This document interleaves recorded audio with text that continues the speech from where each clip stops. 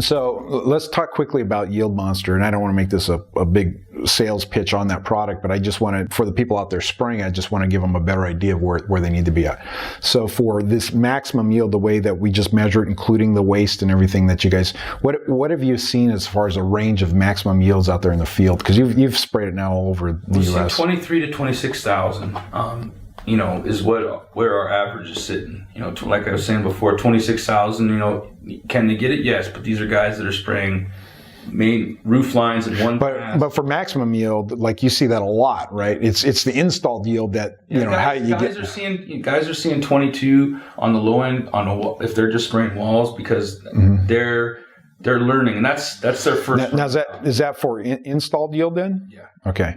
So maximum yield. If you do a maximum yield calculation, almost anywhere in the United States is, and I imagine summer you're going to be in the higher in the 26s. In the winter you could be as low as 23. I understand we've had some, spring and some negative temperatures or something. 22,000, but that's well below testing. Yeah. So we want to know when we test, like you said, we want to know worst case scenario. So we'll test below zero. Yeah. No one's ever going to spray Yield Monster below zero, but we know.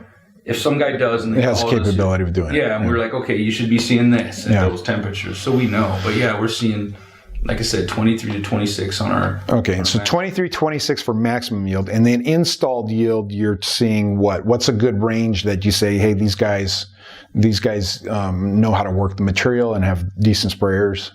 What range should they be seeing for installed? Well, on a roof line, you see, like I said, you're going to see getting closer to higher end. Okay. You're going to see 25 to 26. Now, when we start getting into the walls that are full house, we'll see closer to the 23 or 22.5. Okay. Depending, like I said, and guys shouldn't get discouraged if they see the lower end because it's a fast product.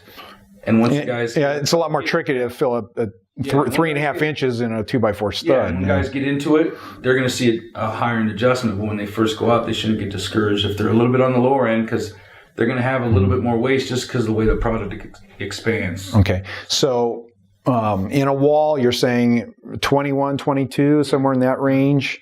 Now, what about a brand new newbie that doesn't have much experience spraying foam at all, and the first time with the Yield Monster, like what range is he going to be getting in for? Well, he'll see. I mean, you still should see around 21 at the lowest. If you're seeing 20, like I said, if they're at 25, it's usually because with a newbie they've got a lot of waste, and that's where we come in and we're telling them, hey, spray it like this. Maybe adjust your like 20,500, not 25,500. Yeah, okay. Sorry, yeah. So I mean And that's where we recommend, like, okay, if it's a newer sprayer, we'll recommend that they use a smaller chamber, like an 01. Okay. So it helps control the waste, and that's where we come in and help train them and start kind of, baby steps into the product, like start with the lower chamber to help control that waste. And then they can work their way up to it to help with efficiency and speed, but we always want them to get quality and to get everything dialed in prior to getting fast at it, right? So. Okay. How long does it take somebody to adjust to, let's say somebody's coming in at 21. Is it, and we want to get them in the walls maybe 23? Is that ideally where they need to be? Usually a few sets, and the guys that are spraying, 5 to 10 years, they'll adjust in half a set. Okay. As long as the guys have, and the newer guys, it's usually a few sets to where they start to see and adjust to the product and control the waste and get it down. But, like I said, anywhere from half a set into 2 sets with the newer guys is what we're seeing. So it's not... Okay. What about the more inexperienced? Will it take, a month, 6 weeks?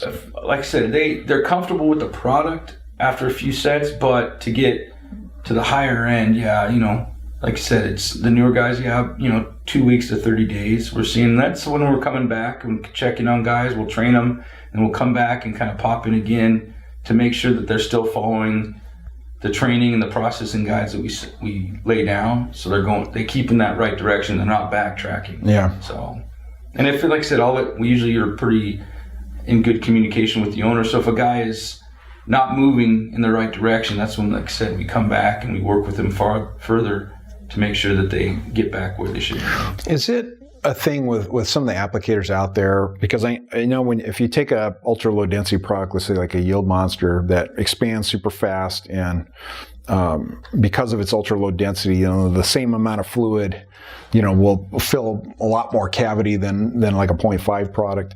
Do you find a lot of times that some of those applicators, especially maybe some of the older, it's like, hey, this is the way I spray at this temperature setting. I use this O2 mixing chamber, and then all of a sudden they're not used to it, and there's a lot of extra waste from that, or? Well, it happens, but guys are usually open to adjustment. Okay. Most of the time. And sometimes they aren't, but we always tell guys, like, you just got to understand that you're always going to learn something new. And like, if you're open to learning something new, then we're all right. We can work with that. Like I said, there are guys like, I've been spraying this product for 10 years. I've always done it this way. I'm like, all right, well, let's do it your way and see what happens. And then we'll do it my way and see what happens. And we'll compare the two.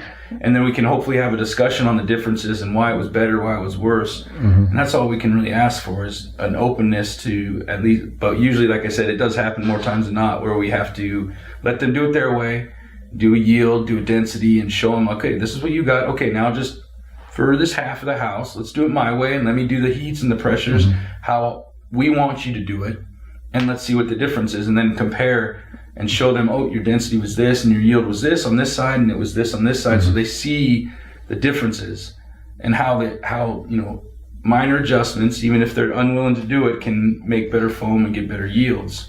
What other advice or comments would you have for an applicator that wants to go down the step of improving, and what's the best way for them to push the course forward so that they can start getting better?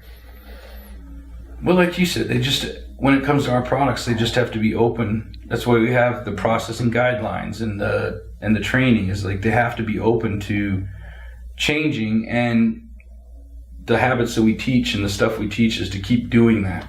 And where a lot of guys backpedal is where they just go back to their old habits. Like, oh, they did show me that when I was spraying at this pressure and this heat, and I did this mixing and stuff, oh, look, I did great, but you know what, I'm more comfortable doing it this way. So I'm just going to go back, and that's where we see, that's the biggest problem, is guys, they just, like you said, old habits die hard, right? So, and some guys are unwilling, and that's where the biggest challenge is making sure the guys stay on the right path and keep in the right direction to make sure that they're getting everything they can out of the products. Like you said, if